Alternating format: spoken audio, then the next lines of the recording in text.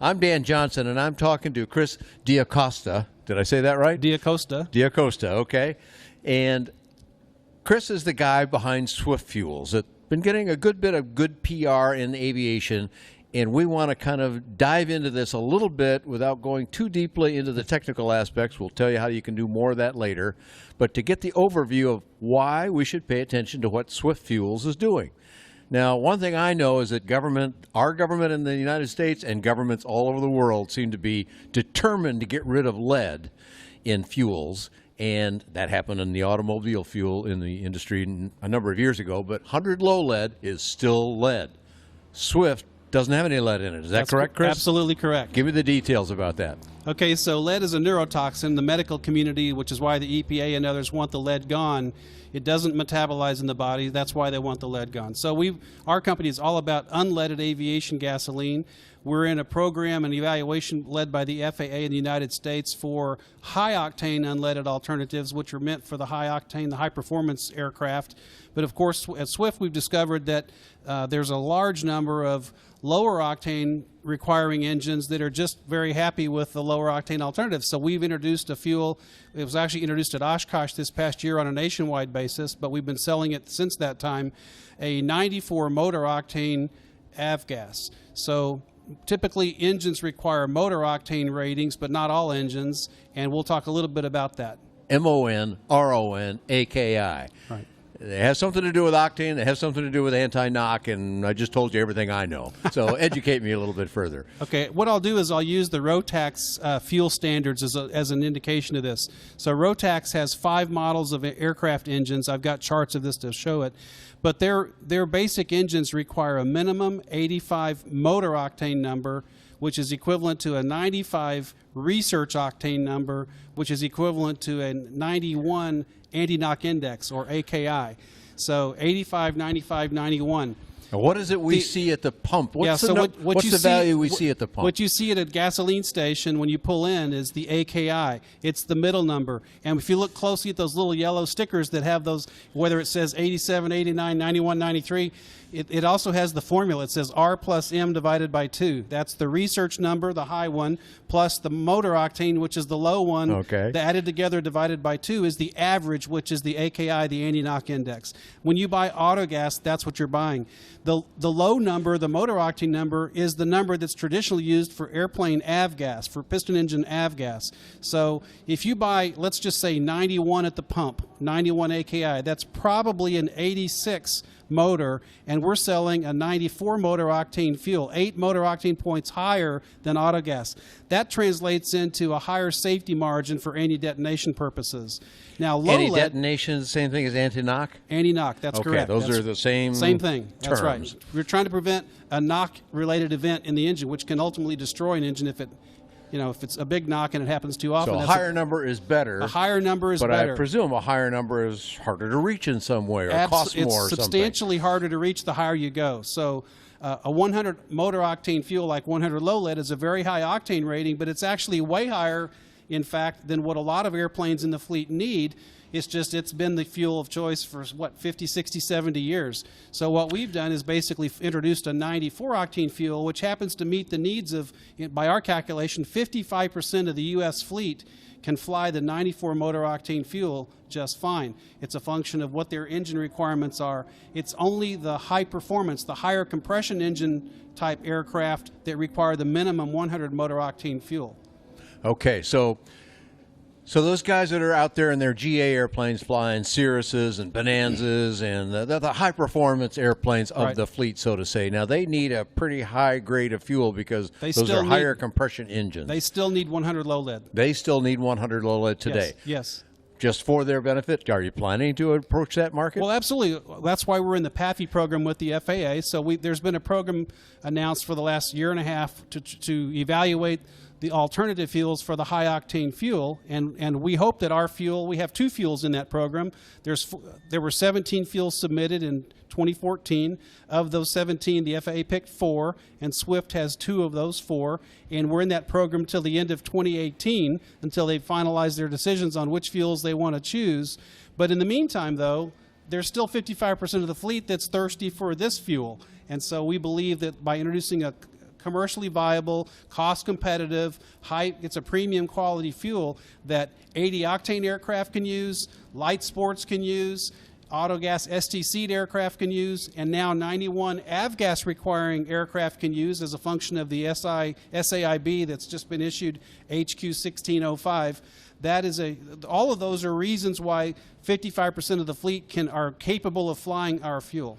So if you have a higher grade fuel, an engine that doesn't require that fuel can still use it. That's right. You just can't go the other way. It starts from what the minimum requirement for your aircraft is. If you meet the minimum or above, you can fly the fuel. Okay. So the 80s, the 80, 63, 71, 73, 80, 91 AKI, 91 MON, all those engine requirements can be met by our fuel, which is a 94 motor octane, and anything up.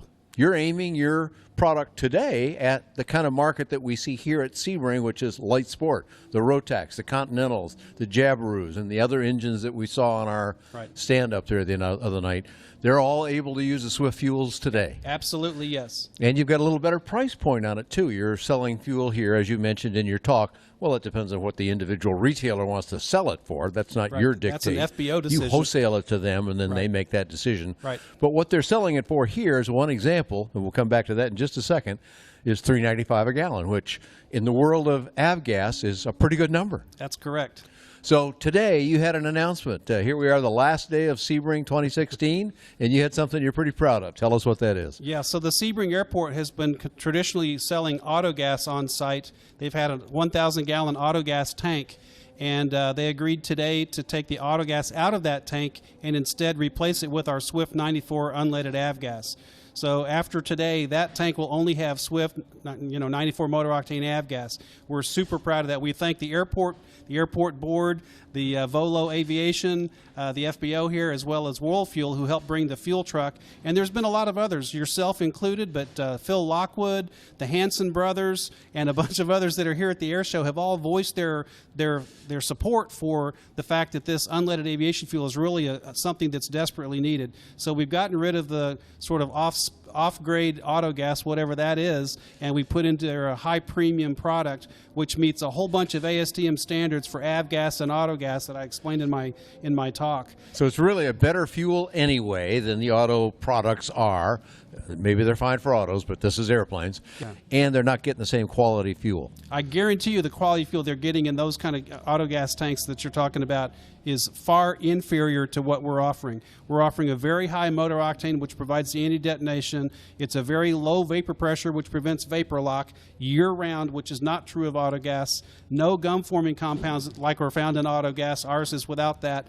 And it's commercially insured for aviation, which is a huge deal. And no ethanol either. And no ethanol. Ethanol-free completely. No lead, no ethanol. I've talked to a lot of airports and EAA chapters and whatnot around the country. I was with some folks in Ray, Michigan 2 weeks ago, and two guys spoke up in the discussion and said they'd both spent $40,000 each fixing their aircraft as a result of carburetor and fuel system problems caused by ethanol. Goodness gracious. So it seems to be a prevalent issue around the country, and by having an ethanol-free fuel, we believe it's going to save people a lot of money. Give me the overview about how you're getting it out there in the field for people to use. Right, so it's available for nationwide distribution right now. We're working with relationships with all the top 5 aviation fuel distributors, Avfuel, World Fuel, Eastern, Epic, and Filip 66. We're free and open to talk to them about distributing if that helps your airports.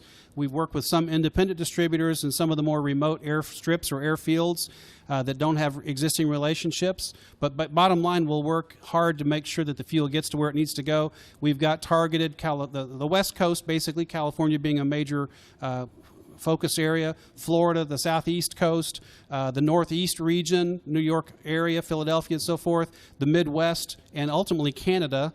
There's some people that have already called us in relation to that opportunity there. So we're working in all these areas. And as a small company trying to increase our reach, we also have relationships with several of the major oil companies who've offered to help. And we're working with those people now as we grow the market and reach certain levels or tranches of volume. We can move into the major oil companies helping do the same thing with meeting our spec. So we control the spec. So my team, Brian Sturm, Thomas Albuzat, John Zakowski, all 3 are pilots. They're here today at Sebring. They just poked their head in the door just now. They've been emptying that fuel tank of autogas and putting our avgas into it.